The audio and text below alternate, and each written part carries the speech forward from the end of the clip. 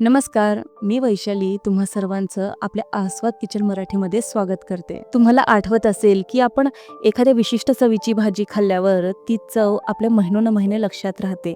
अगदी तशाच चवीची मोजक्या साहित्यात होणारी, पाण्याचा एकही थेंब न टाकता गावरान पद्धतीने मस्त अशी चमचमीत, झणझणीत खारं वांग आपण बनवणार आहोत. या खारं वांग्याचं वैशिष्ट्य म्हणजे पद्धत अगदी वेगळी आहे आणि शिजण्यासाठी लागतात फक्त 5 ते 7 मिनिटे. जाणून घ्यायला आवडेल ना? तत्पूर्वी आपल्या आस्वाद किचन मराठीला सबस्क्राईब करून बेल आयकॉनचं बटन नक्की दाबा. चला तर मग सर्वप्रथम एक छान सुगंधित मसाला तयार करूयात. त्यासाठी आपण 3 चमचे धणे हलकासा तांबूस रंग येईपर्यंत भाजून घेणार आहोत. त्यानंतर 1 वाटी खोबऱ्याचे काप थोडंसं तेल घालून भाजून घेऊ. या 5 ते 6 हिरव्या मिरच्या, साधारणतः मीडियम तिखट होण्यासाठी या मिरच्या पुरेशा आहेत, पण तुम्ही तुमच्या चवीनुसार कमी जास्त करू शकतात. खारं वांग हे थोडंसं तिखट असेल तर छान लागतं आणि भाजलेली हिरवी मिरची असेल तर अजूनच छान. हा कांदाही आपण तांबूस रंग येईपर्यंत भाजून घेऊ. हे सर्व साहित्य तर आपण घेतलंच आहे. त्यासोबत 1 इंच आलं आणि 8-9 लसणाच्या पाकळ्याही घेऊ. आपल्याला खडा मसाला आहे ना, तर त्याची पावडर हवी आहे. त्यासाठी मिक्सरच्या भांड्यात 1 तमालपत्र,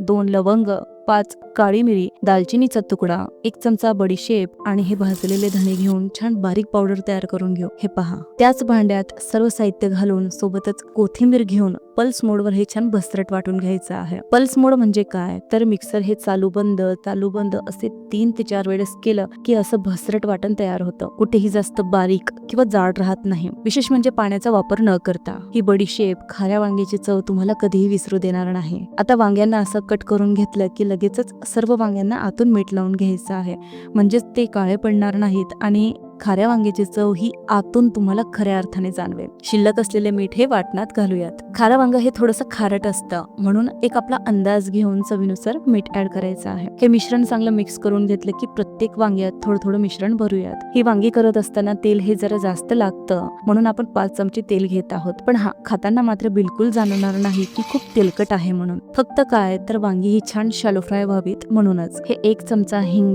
वांग्याची चव द्विगुणित करेल. वांगी ही तेलात अशा प्रकारे ठेवली की ती व्यवस्थित शिजायला मदत होते. आता यावर झाकणे ठेवून गॅसची फ्लेम कमी करू आणि 1 मिनिटापर्यंत छान शिजू देऊ. त्यानंतर झाकणी काढून एकदा पलटून घेतलं की पुन्हा झाकणी ठेवायची आणि 2 मिनिटापर्यंत शिजवायचं. हा आता राहिलेला मसाला छान पसरून घेऊ. हलकसं टॉस करून घेतलं की झाकणी ठेवून 2 मिनिटांपर्यंत शिजू देऊ. हे करण्यामागचं कारण काय, तर वांगी ही छान शॅलो फ्राय होतात, ती 40% इथे शिजतात, त्यांचं वरचं आवरण हे छान क्रिस्पी बनतं, आतला मसाला हा व्यवस्थित शिजतो, तो वांग्याच्या बाहेर येत नाही आणि आतल्या मसाल्याची चव ही पूर्णपणे वांग्यात उतरते. हा मसाला जर आपण अगोदरच ऍड केला असता तर काय झालं असतं, तर वांगी ही खरपूस झाली नसती आणि मसाला हा तळाशी लागला असता. तुम्ही बघू शकता काय सुंदर वांगी दिसतायत. एकही पाण्याचा थेंब न घालता खरपूस चवीची, मसाल्यांचा सुगंध आणि त्यांची ओरिजिनल चव राहिल्याने छान खमंग, खरपूस आणि थोडंसं खारं असं खारं वांग तयार झालं आहे. बाजरी किंवा ज्वारीच्या भाकरी बरोबर हे खारं वांग